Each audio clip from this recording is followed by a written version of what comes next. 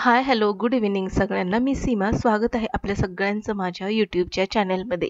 कसे आहात सगळे? आशा करते की तुम्ही मस्त, स्वस्त आणि आनंदी असाल. तर इथे वाजत आलेले आहेत संध्याकाळचे 7 आणि माझ्या स्वयंपाकाला सुरुवात झालेली आहे. तर आजच्या स्वयंपाकामध्ये नॉन-व्हेज असणार आहे आणि मी चिकन बनवणार आहे. तर चिकनची रेसिपी बघा आणि रेसिपी कशी वाटली मला कमेंटमध्ये नक्की सांगा. बरं त्यासोबतच आज आपण खूप महत्त्वाच्या विषयावर देखील गप्पा मारणार आहोत आणि व्हिडिओ शेवटपर्यंत पहा. व्हिडिओ 1% जरी आवडला तरी नक्कीच लाईक करा. सबस्क्रिप्शन पूर्णपणे फ्री आहे. सबस्क्राईब करून बेल आयकॉन प्रेस करा. बऱ्याचदा असं होतं आपण घरातली रोजची तीच कामं करत असतो. अगदी पहाटे उठल्यापासून रात्री झोपेपर्यंत आपला हात चालू असतो आणि त्यासोबतच उद्या काय बनवायचं, की उद्या कोणती कामं करायची त्याचं प्लॅनिंग सुरू असतं. आणि हीच ती रोजची कामं करत असताना आपल्याला कधीतरी कंटाळवाणं वाटायला लागतं. आणि मग कधीतरी असं होतं, की कामाचा आपल्याला कंटाळा यायला लागतो. बरं कंटाळा येण्याची फक्त हीच कारणं आहेत का? तर नाही. आणखीनही बऱ्याचशा काही गोष्टी आहेत त्याबद्दल आपण बोलणार आहोत आणि त्याबद्दलच आपण त्यावर काय आपण असं करू शकतो, की जेणेकरून आपली घरातली कामं व्यवस्थित टापटीप उरकली जातील. पण त्याआधी आपण आपला विचार बदलणं खूप गरजेचं आहे. घरातील कामे करण्याचा किंवा घर आवरण्याचा कंटाळा येतो. तर त्याची बरीचशी कारणं आहेत. पहिलं म्हणजे एक ऋतूबदल. ऋतूबदल म्हणजे आता बघा, पावसाळ्यामध्ये पावसाचं वातावरण असतं. अचानकपणे म्हणजे पाऊस पडत असतो. घरामध्ये ओलसरपणा जाणवत असतो, मॉइश्चर असतं, दमटपणा असतं हवेमध्ये आणि त्यामुळे ना घरातील कामं कितीही उरकली तरी पण असं वाटतं, की ती कामं आपली झालेलीच नाहीये आणि हवेमध्ये एक दमटपणा असल्यामुळे एक मरगळ देखील येते आणि वातावरण बदलाचा कुठेतरी आपल्या मनावर, शरीरावर परिणाम होत असतो. आणि मग असं होतं ना, की "अरे बापरे! आता खूप कंटाळा आलाय. वातावरण छान आहे, बाहेर मस्तपैकी पाऊस पडतोय, तर आता हे थोडंसं राहूच देते आणि थोडासा आराम करते किंवा काहीतरी मस्त माझ्या आवडीचं एखादं काहीतरी संगीत वगैरे ऐकत बसते." आणि हे आपण विचार करून हा जो वेळ घेतो, तर त्याच्यामध्ये आपला वेळ स्किप होत असतो, वेळ जात असतो आणि इथून आपली कामं लांबणीवर पडतात. आणि मग नंतर जेव्हा आपल्याला याचं भान येतं, त्यावेळेस आपल्याला समजतं, की बापरे! इतका वेळ झालाय आणि घरातली कामं आणखीन उरकलेलीच नाहीयेत. तर त्याबद्दल मी असं म्हणेन, की ही गोष्ट जी आहे ती फक्त तुमच्या बाबतीतच घडत नाहीये, तर सगळ्यांच्या बाबतीमध्ये घडत असते. ऋतू बदलाचा, वातावरण बदलाचा परिणाम आपल्यावर होत असतो आणि कधीतरी असं वाटतं कंटाळवाणं किंवा थोडंसं आरामच करूया.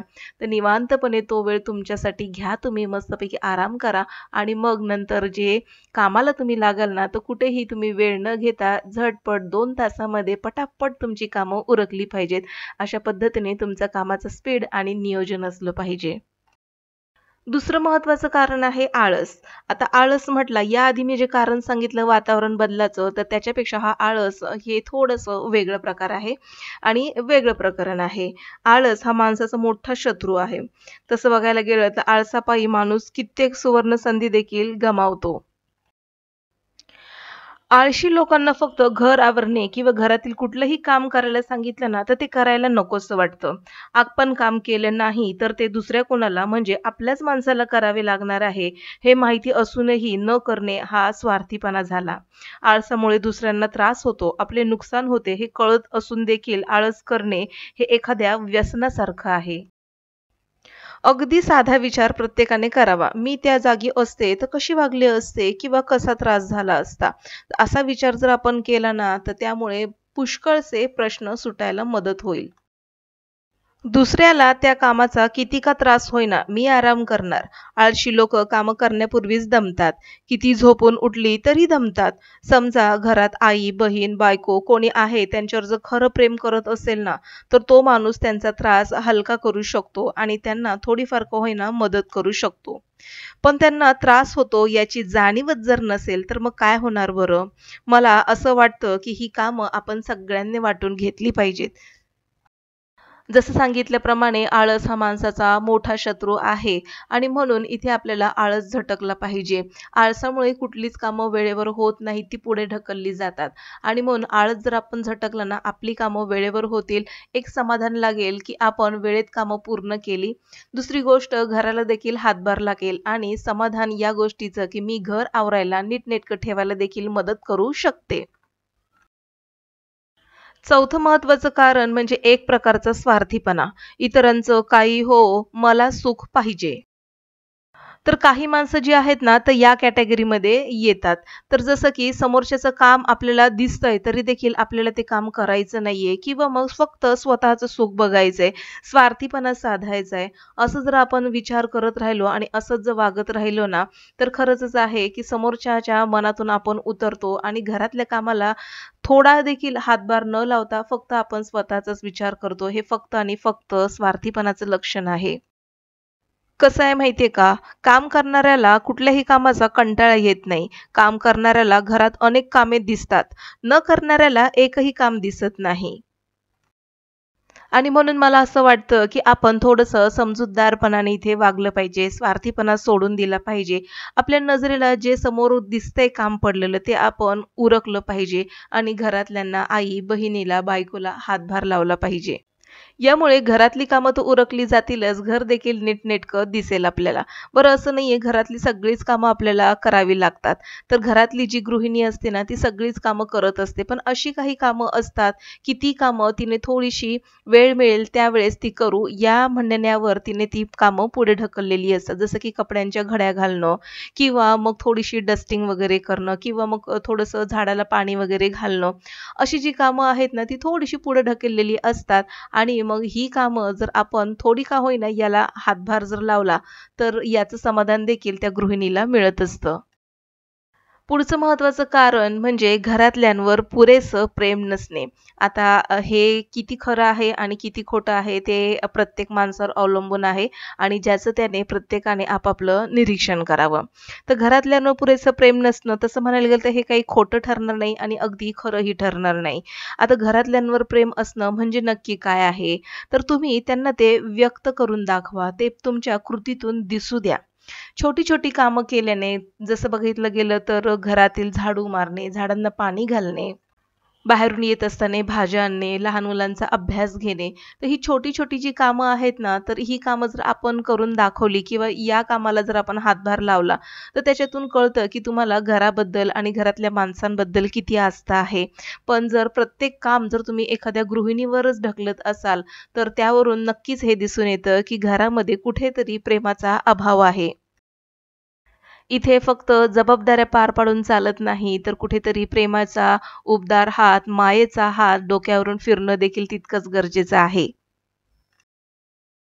आता इथे मी एक उदाहरण सांगते. नवरा-बायको दोघंही कामाला जात आहेत आणि दोघंही थकून घरी येत आहेत. पण कुठेतरी असं एक आपल्या मनावरती बिंबवलं जातं, घरातील कामं ही त्या स्त्रीनेच केली पाहिजेत. नवरा बाहेरून कमवून आणतो आणि त्याने तितकंच काम केलं पाहिजे. त्याच्यामुळे ना त्याचं लक्ष कुठेतरी घरातल्या कामांकडे दुर्लक्ष होत जातं आणि ठरल्याप्रमाणे ही जी बायको आहे किंवा ही जी पत्नी आहे, ती बाहेर तर कमवतेच, पण तिथून आल्यानंतर घरातल्या जबाबदारीपासून काही तिची सुटका होत नाही, कामापासून काही तिची सुटका होत नाहीत. आणि म्हणून बाहेर ऑफिसमध्ये कितीही तास जरी तुम्ही काम केलं, तरी घरात येऊन तुम्हाला उरलेलं जे शिल्लक राहिलेलं काम आहे, ते करणं गरजेचंच आहे. अशा वेळेस काय होतं, थकवा, चिडचिड होणं स्वाभाविकच आहे. कामावरून दमून आलेला पुरुष आडवा पडू शकतो, पण बाई नाही. माझ्या मते नोकरी करणारी बाई जी आहे ती डबल कामं करत असते आणि म्हणून तिला मदत म्हणून तिचा भार आपण हलका केला पाहिजे. कसं असतं ना, स्कूल म्हणा किंवा ऑफिस म्हणा, तर यांना रविवारी म्हणा किंवा मग काही जे सणावाराच्या सुट्ट्या येतात, या सुट्ट्या त्यांना मिळत असतात. पण गृहिणींचं काय? सणवार असो किंवा रविवार असो, यामध्ये तिला कुठे सुट्टी मिळत नाही. उलट या दिवशी तिची कामं ही वाढली जातात आणि अशा वेळेस आपणच या गृहिणीचा भार हलका करणं गरजेचं आहे. सगळी मोठी-मोठी कामं नका करू, पण लहान-लहान कामं तर तुम्ही नक्कीच करू शकता, नाही का? आणि सगळ्यात शेवटचं आणि महत्त्वाचं म्हणजे मीचा विचार करणे. मीच का करू? मलाच का सांगते? मी नाही करणार, मी केलं होतं. तर हे जे आहे ना, हे आपण कुठेतरी थांबवलं पाहिजे.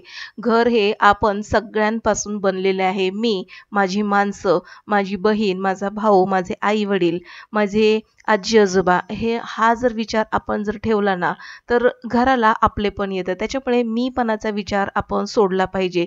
जिथे मी नसतो ना, तिथे आनंद असतो आणि तिथे सगळीच कामं वेळेत आणि व्यवस्थित होत असतात. म्हणून हा हा जो मीचा विचार आहे तो आपण सोडून दिला पाहिजे. आणि मीचा विचार जर आपण सोडला ना, तर बघा घर कसं नीटनेटकं, व्यवस्थित, टापटीप आणि सगळी कामं झटपट वेळेवर व्हायला सुरुवात होते. आणि म्हणूनच गृहिणी नेहमी मी, माझं, स्वतःचं, माझं असं कधीच म्हणत नाही. सकाळी उठल्यापासून रात्री झोपेपर्यंत ती सगळी कामं करत असते आणि ही सगळी कामं करत असताना प्रत्येकाचा विचार तिच्या डोक्यामध्ये असतो. कोणाला काय आवडतं, कोणाला काय नको आहे, कोणती कामं कशी करावीत, हे सगळं ती वेळेवर आणि टापटीप पद्धतीने करत असते. आणि म्हणूनच घरातील प्रत्येक माणूस त्याची व्यवस्थित सोय झाल्यामुळे कामावर म्हणा, ऑफिसला म्हणा किंवा मग स्कूल, ऑफिस, कॉलेजला वेळेवर जातो आणि वेळेवर घरी येतो. त्यांचं स्वास्थ्य हे टिकवलं जातं ते फक्त आणि फक्त त्या घरातल्या गृहिणीमुळे. का? कारण की तिच्यामध्ये मी हा प्रकारच नसतो. आणि म्हणून घरातील गृहिणी निस्वार्थपणे घरातील सगळी कामं करत असते, सगळ्यांची सेवा करत असते आणि सगळ्यात महत्त्वाचं तिच्यामुळे घरातील माणसं वेळेवर ऑफिस, कॉलेजला जाऊ शकतात आणि सगळं घर व्यवस्थित सुरळीत चालायला गृहिणीचा फार महत्त्वाचा मोलाचा वाटा आहे. तर इथे मी सांगितलेली 6 कारणं होती आणि त्यावरती मी उपाय किंवा मग त्यावरती काहीतरी सोल्युशन सांगितलेलं आहे आणि तुम्हाला ते कसं वाटलं मला कमेंटमध्ये नक्की लिहून कळवा. तर ही जी कामं आहेत आणि यावरचे जे उपाय आहेत ना, तर यासाठी खूप काही आपल्याला कष्ट वगैरे घ्यायची गरज नाहीये. खूप साधी सोप्या गोष्टी आहेत, ज्या रोजच्याच जीवनामध्ये घडत असतात आणि फक्त आपण त्या आपुलकीने आणि सतर्क राहून आपण त्या वेळेवर करणं गरजेचं आहे. थोडासा प्रेम, आपुलकीचा भाव असणं गरजेचं आहे. घर हे आपल्या सगळ्यांनी मिळून बनलेलं आहे. त्यामुळे प्रत्येकाचा यामध्ये थोडाफार का होईना हातभार हा असलाच पाहिजे. तर मग बघा घरातील कामं करणं किंवा घर आवरणं अजिबातच आपल्याला कंटाळवाणं वाटणार नाही. तर असो, इथे मी बऱ्याचशा गप्पा गोष्टी मारत-मारत बराचसा माझा स्वयंपाक उरकला. तर आज स्वयंपाकामध्ये मी चिकन बनवलं होतं. तर चिकनचा मसाला तुम्ही बघितला असेल. साध्या पद्धतीने बनवते, जास्त काही तामझाम वगैरे केलेला नव्हता. सोबतच गरमागरम भाकरी आणि भात. तर कसं आहे ना, चिकन वगैरे असलं की आमच्या घरामध्ये शक्यतो चिकनबरोबर भाकरी ही लागतेच लागते आणि गरमागरम भात हा लागतोच. तर अशा पद्धतीने मी माझा सगळा स्वयंपाक उरकला, सगळं किचन ओटा आवरला आणि जेवण झाल्यानंतर सगळी भांडी आता मी घासून किचन स्वच्छ असं मस्त लख्ख करून ठेवणार आहे. म्हणजे दुसऱ्या दिवशी उठल्यानंतर माझं किचन मला अस्ताव्यस्त सापडणार नाही आणि पुन्हा मला एक हुरूप येईल सकाळची नवीन सुरुवात करण्यासाठी. तर असं होतं आजचं माझं रात्रीचं रुटीन. कसं वाटलं तुम्हाला ते मला कमेंटमध्ये नक्की कळवा. व्यक्त व्हा, व्यक्त व्हायला शिका. तर आता सगळं घर आवरलेलं आहे. भेटू पुन्हा. तोपर्यंत बाय.